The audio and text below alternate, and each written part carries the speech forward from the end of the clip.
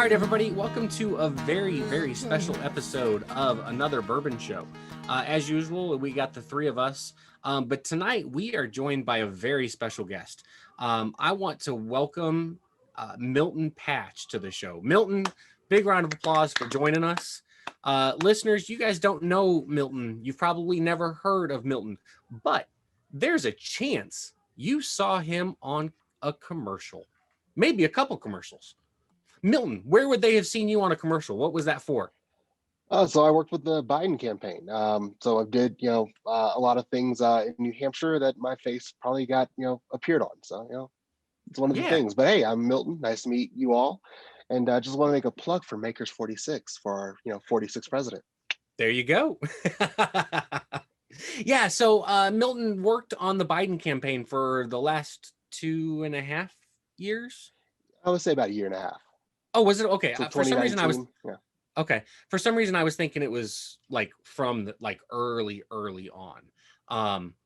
But a year and a half, that's still quite a long time to be working for Joe. That's awesome. For the listeners out there, I want you to know that this is not going to be an episode where we are going to be bashing or have any interest in bashing Biden's opponent. This is not an episode where we are going to be praising everything Joe Biden has ever done.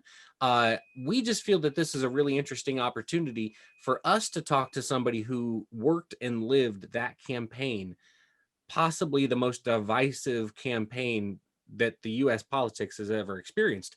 He worked in it every day for a year and a half, and we thought that would be really interesting. And not to mention, Milton goes way back with all three of us. The four of us have been friends for 10 years. And so we thought it would be fun to have Milton on the show. So Milton, seriously, thanks for joining us, man. Yeah, thank you. And, our friendship lasted longer than the Shake Wake. So, that's a real nice pleasure. Shake Wakes are a pleasure. You know what I'm saying? And Milton did hit on it earlier. But tonight we're going to be drinking some Maker's Mark 46. Maker's Mark 46. This is 2 episodes in a row when we're going to be drinking a wheated bourbon. And before we get started with anything else, Steven, what do you think of that bottle? Okay, well, this is yet another bottle we've got where the label definitely takes a backseat to the overall bottle. You can't talk about Maker's Mark without talking about that red wax. Yeah. I think that, first of all, let me just say, the bottle does a great job of bringing people in. I know that a ton of people have tried, like the bourbon that they've tried in the store has been Maker's Mark a lot of the time, outside of, Jack Daniels and that kind of stuff, because of the red wax. It definitely draws people in. That's a huge win for them. But I'm grading the labels, and specifically on Maker's 46, I think that there's just not a lot going on. I like the font for Maker's Mark, but there's nothing really that special about this label to me. It's nice and simple, tells you what it is. So for that reason, I give it a few extra points, but I'm giving it a 4 out of 10. This is nothing. Damn. This is nothing that amazing to me. I don't love this. I don't hate it. The regular Maker's Mark. You like the traditional one a little more than this one? I like it a little bit more. And I even got a little baby bottle here. I'm going to try side by side with the 46 because I haven't had it for a while. Yeah. And I do like this a little bit better. I like the little like the wavy print, I guess, on it. To me, it has a lot of the same pitfalls as a label as the Blantons did, where just like, to me, there's not a huge draw with it. It's just kind of text on this like off-white background. So I like the bottle quite a bit. I do not like the label very much. Okay. And since you don't rate bottles, you only rate labels, I guess I get it. I suppose I understand. Now, Milton, I honestly agree as well. Do you? In a way, I would say, the original label for Makers is beautiful. It's a really nice label, but I think this kind of brings like a little step up. It's on the bottle. You don't have that plastic, and it's kind of more of a adult, robust taste. Yeah. You know what I was just thinking about is the fact that I don't know where I've heard this before, but 46 is sort of bland on the outside. There's nothing exciting about it. in any way, shape, or form, but it gets the job done. You get what I'm saying? 46.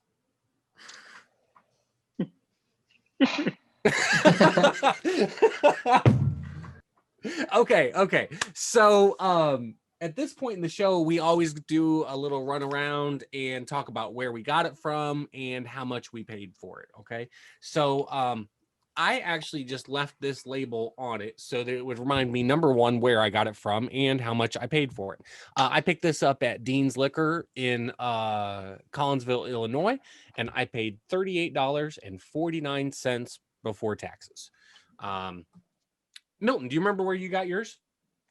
Yes. So I got mine in Frisco, Colorado, so up in the mountains, and I paid a pretty penny. That's all I'm going to say for the bottle. Oh, okay. Just for you all. It was like $40. Oh, okay. Oh, that's right in line with where it should be.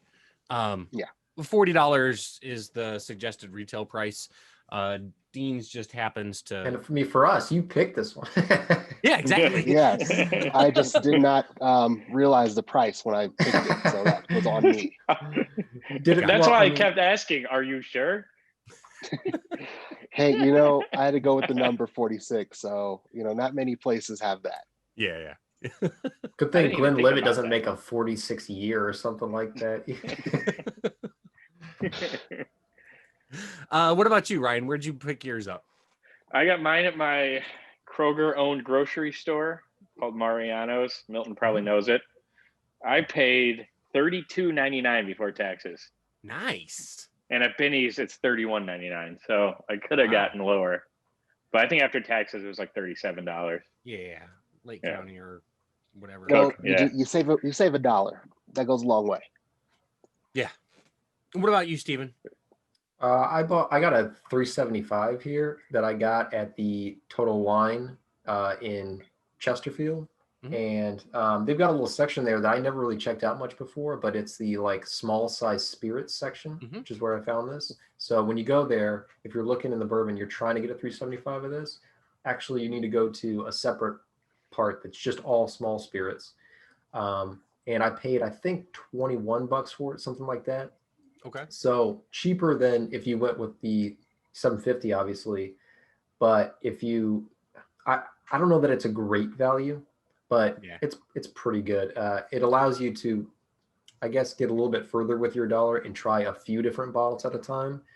But I'm not sure that the savings make much sense. But anyway, you definitely aren't gonna pretty much ever save money on smaller size liquor or wine across the board. Yeah, they want you going for the bigger size. Now they also correct me if I'm wrong here, Ryan, specifically, you'll probably know better than anybody. They do have this in little airplane bottles, right? I've seen it in some places, like very rarely though. I hardly see the 375 anymore. Yeah. So I feel like they're kind of getting away from the small size in general. They used to have a winter gift pack set.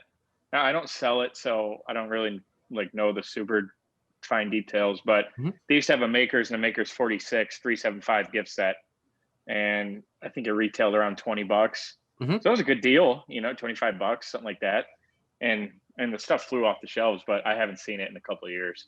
Okay. Yeah. You also get the Makers 46 glasses, I believe, that come with it, right?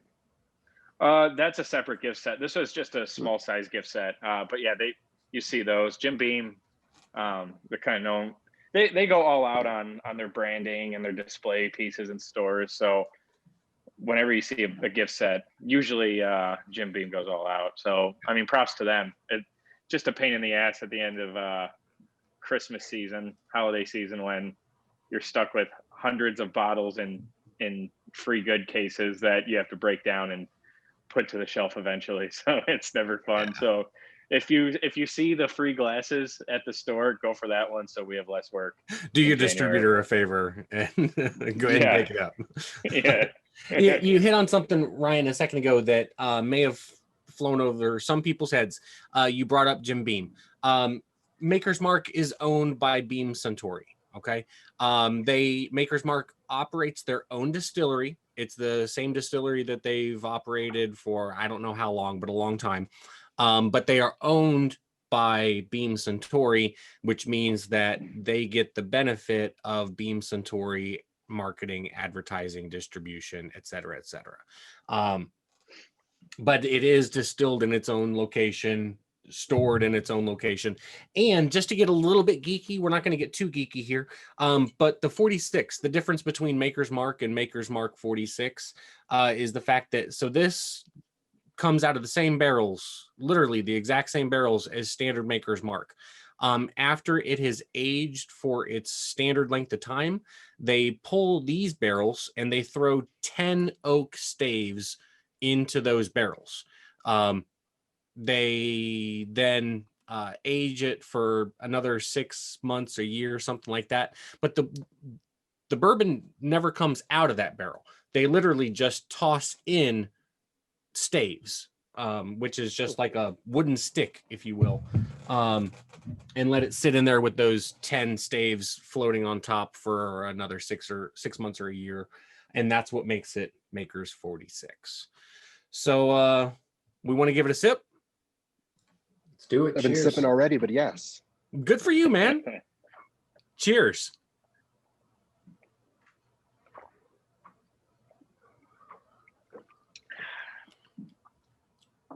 All right, so Milton, let's start with you. Tell us what you think about Maker's 46. So when it hits your tongue, it's like it's really hard to pinpoint. So it kind of goes in really smooth, and then you kind of get a little bite at the end, but you get a lot of smokiness to it. And it kind of has like a sweet taste once it first touches your tongue, at least for me. Yeah. So I get a little bit of sweetness. The thing that I pull out from Maker's 46 more than anything is a true, legit buttery flavor. I get like a true, legit, like my favorite popcorn is Blast of Butter popcorn. This is like that level of buttery to me without the salt that comes from the Blast of Butter, but just super. Mm-hmm. Oh, sorry, didn't mean to cut you off. But no, please go ahead. Honestly, agree. That's the word I was missing. Buttery. It does have buttery? Like a little buttery hit once it hits your tongue. Yep, absolutely. Steven, what about you? What are you thinking? So this is the first time I've had it, by the way. Okay. I don't know if I mentioned that earlier, but yeah, the first thing I want to say is I definitely agree that it has that butteriness, but I think throughout, like, this is a perfect example of something where I get a ton of wood from it, and it smells like a campfire to me.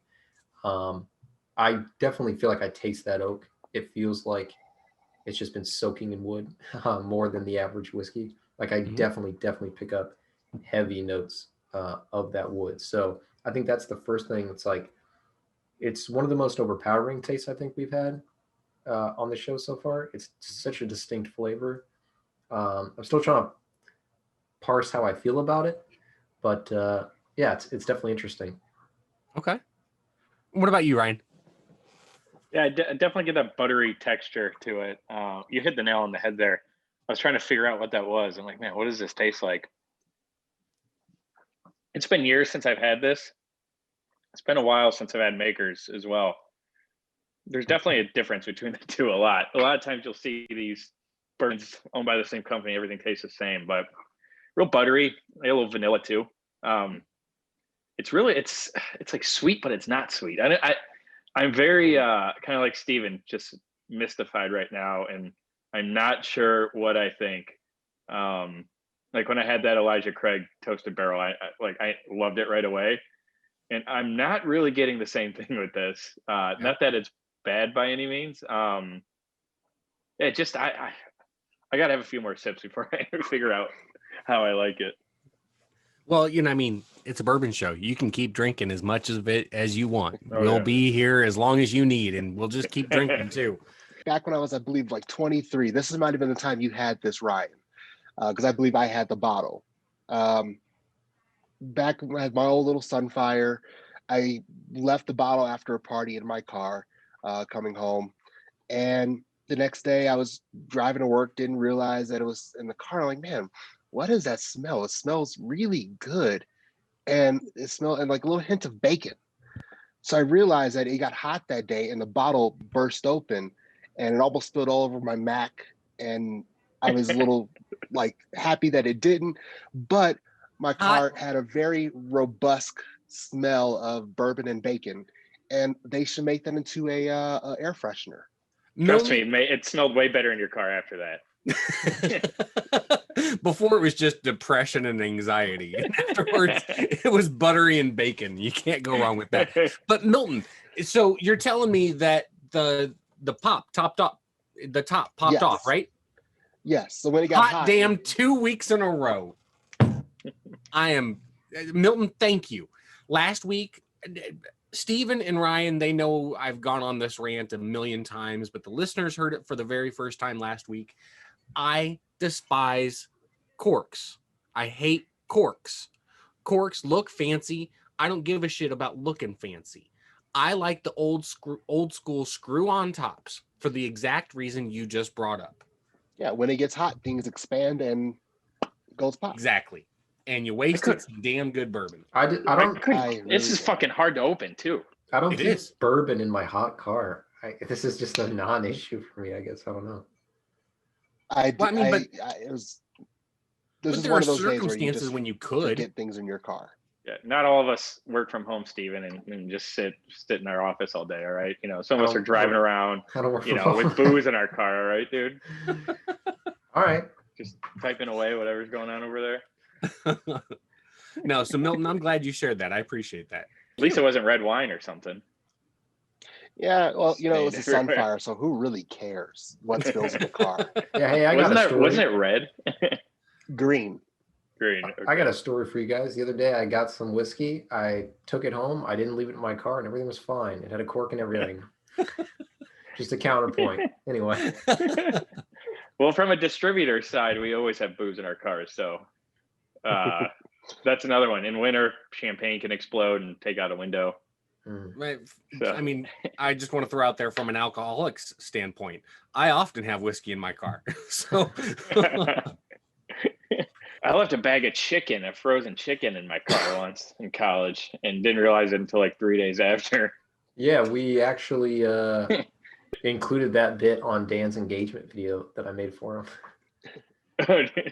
Because Steven, that's another piece of videography work that you put a lot of effort into that I never watched. No, I'm just kidding. So Ryan can probably remember this, but do you remember my minivan that I had?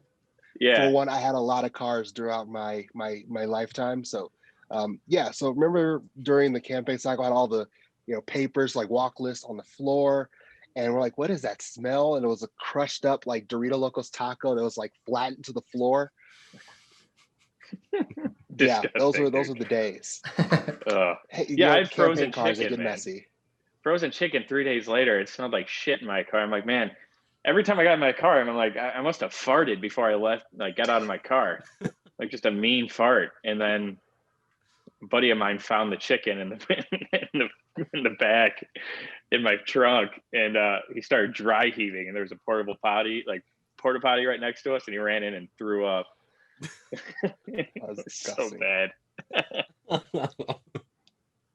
So Milton, man. Speaking of that campaign car, I'm curious what the last year and a half has been like for you in terms of the overall lifestyle of being on the campaign. Can you talk a little bit about like what you would do day to day and how your life sort of has, because I know you've lived in a ton of different places over that time. Sort of what's that been like? So basically, like, it's kind of what we say in football, you keep your head on a swivel. It's always a lot of pivoting. Things are going to happen where you have to adjust to different scenarios. But then there's also a lot of times where you're just in the office and you're working nonstop. That's really kind of what campaign's like. And then over time, you start to lose track of what day it is, and you just live by what's on your calendar at that moment.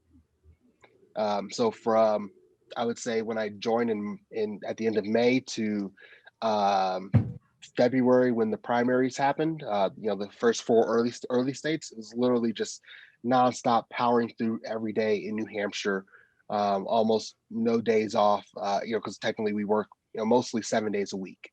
We live, between cycles, every week. and sometimes 12-hour days or more, depends on what needs to get done. But then once we were done with the early states, I got sent to South Carolina, helped out there for 2 weeks, and then got sent over to Mississippi, helped out there for about 2 weeks as well, and then got sent to Louisiana, and then that's when COVID hit. So we kind of got, I would say, robbed of the jumping around to state to state to state, for the primary because of COVID. And it's sad, but that's really what happens. And then on top of which, everybody that you know lost their lives or were going through struggles, we had to deal with that as well. So listening to their stories and in a way comforting them, as well as working day to day on a campaign. So this was a very difficult cycle. There are things I would definitely change, but also things that I wouldn't change, like my time I spent in New Hampshire. But it's also just a very big eye opener coming towards what the country needs and what we face. And that's something that like really I took away from this year. Well, basically almost 2 years. Do you feel So- like sorry, Dan. No, please.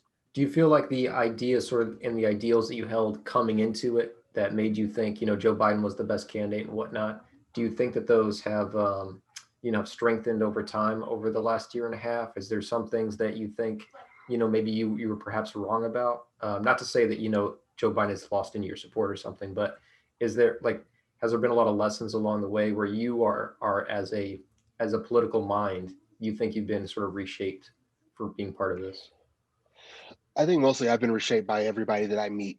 Everybody has a different story. Everybody's going through something, and that's really what has drew me in. Like I've worked in other places before. I did a lot of work in Illinois, some work in St. Louis, some work down in Dallas. But being able to listen to people across the country like tell their stories and like going through their hardships or their triumphs, I think that's really what affected me. And that's one thing that Joe brings to the table. He sees that, he understands what's going on. He's been through things himself.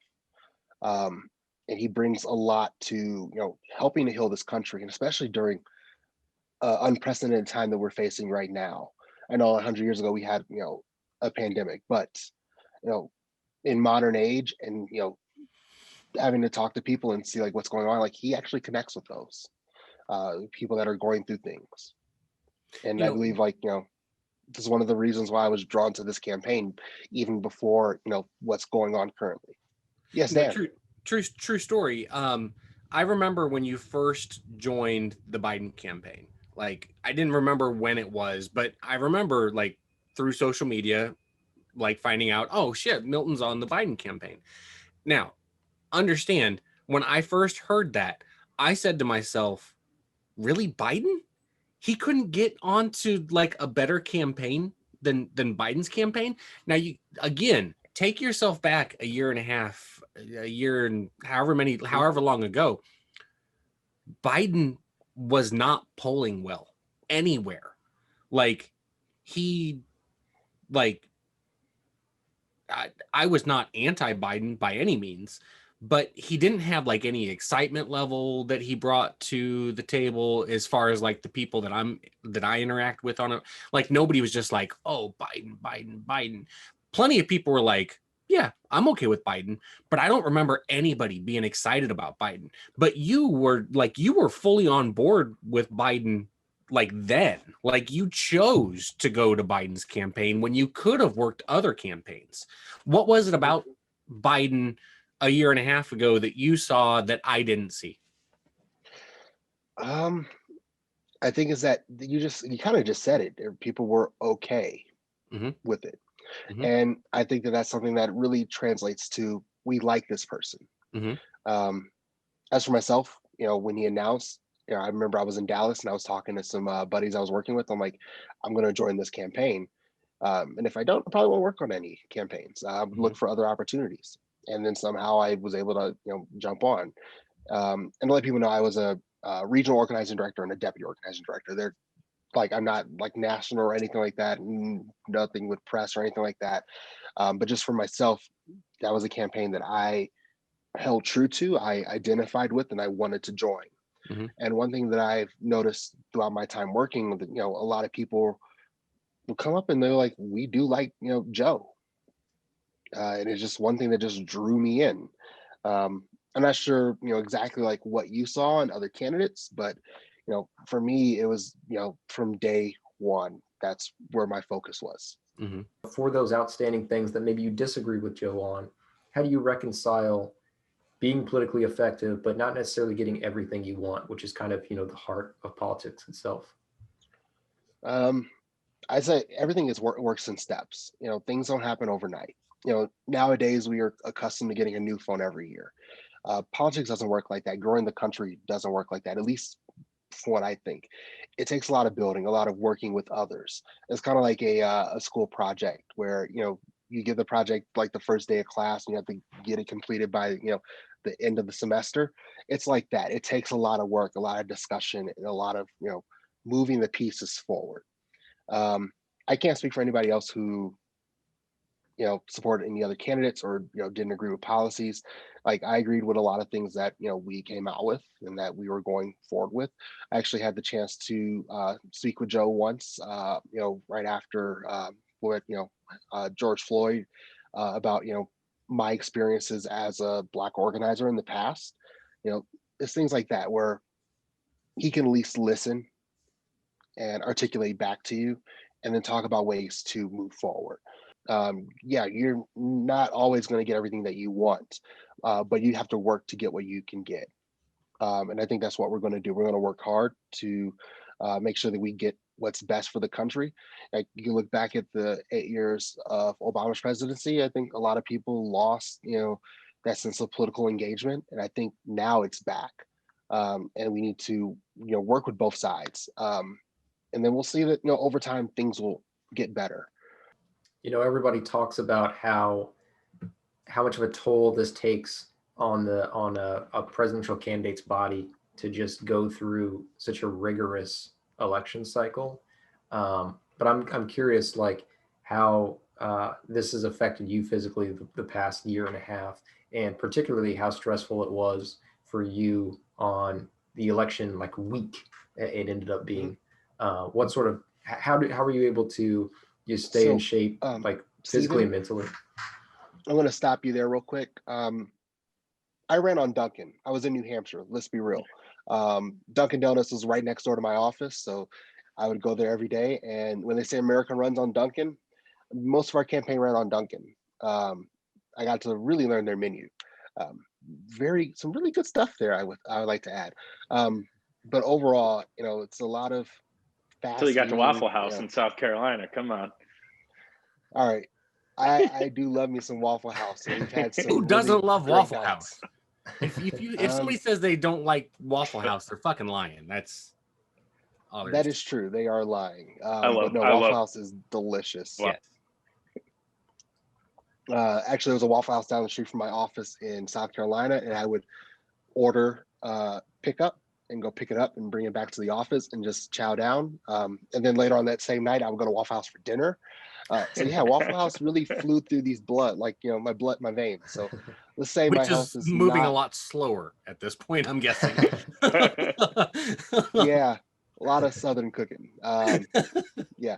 And Northeastern cooking, which is also pretty decent. A lot of lobster rolls. So that's one thing that they're known for up there. But yeah, no, I got to taste cuisines across the country, and that's kind of a really decent thing. Like having tacos down in Arizona, barbecue in in South Carolina and Georgia and whatnot. And I want to say I'm sorry that I passed through St. Louis last week and didn't get to see you all. But having barbecue in St. Louis, like Sugar Fire, is fire. Things like that. So in the process of trying to lose the campaign weight is worse than like the freshman 15. And it's just kind of those things. You're moving constantly, drinking a lot of coffee. And I know some of my coworkers had tons of Red Bull, but I would just rather drink coffee or that Coke Energy. So it's a lot of fast-paced moving and a lot of fast food eating. So yeah. Okay, so Ryan, why don't you start? Where do you rate Makers 46? 6.2. Okay. I just I don't really like it.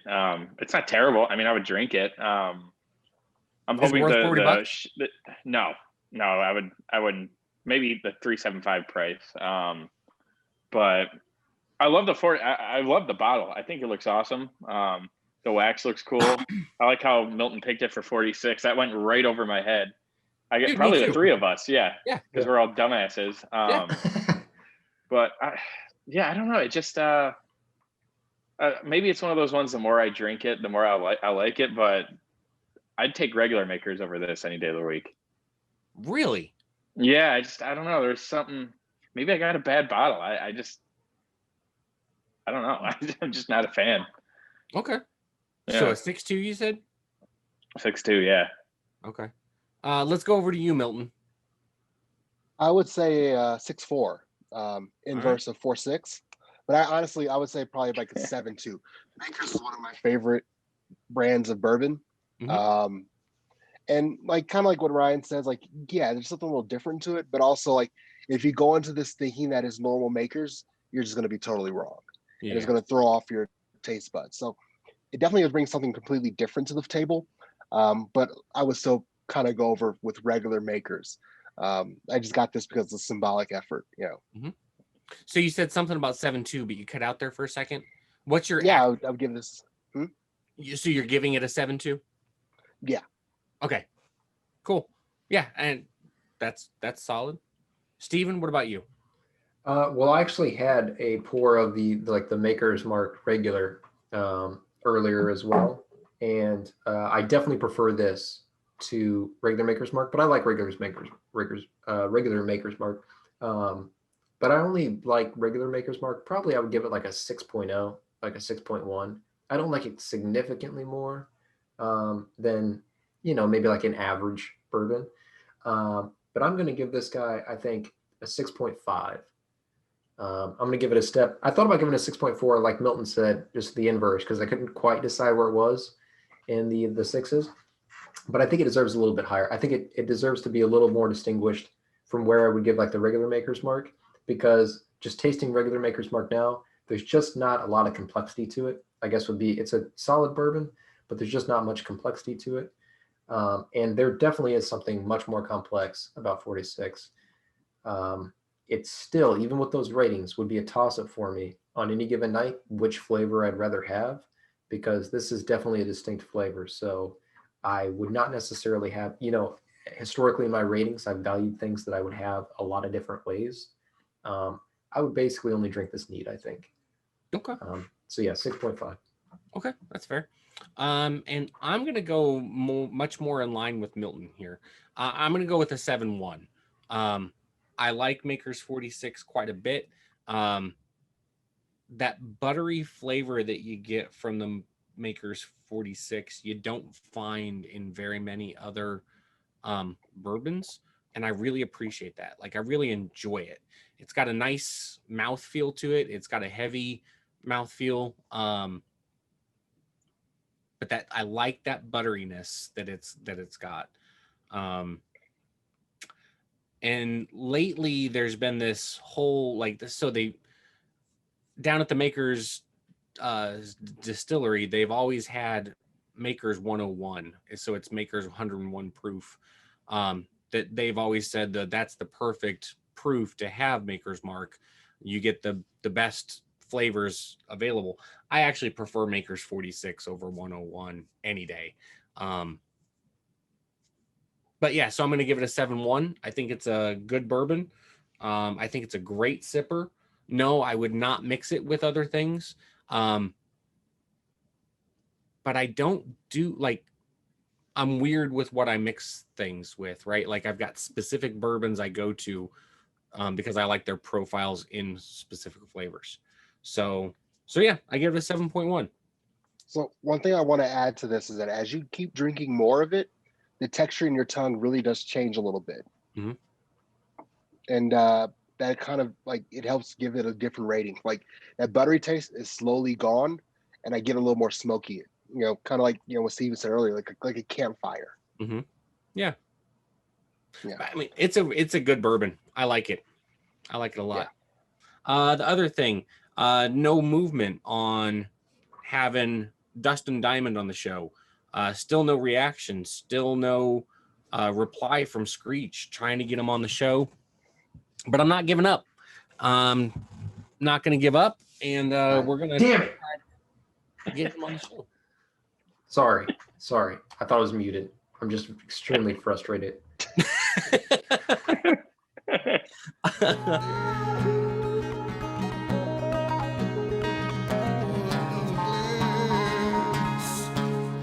Another Bourbon show.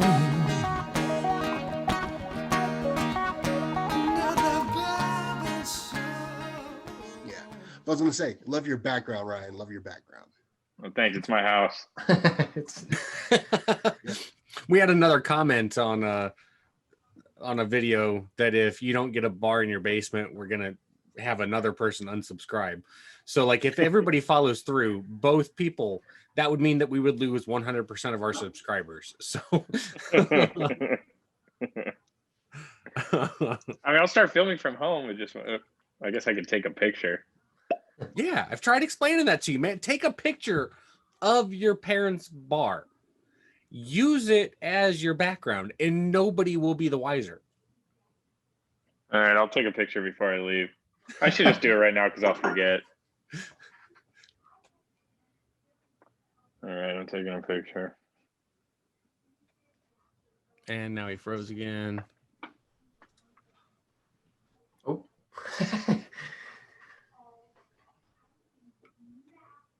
Yeah, we can see you in the mirror of like Ryan.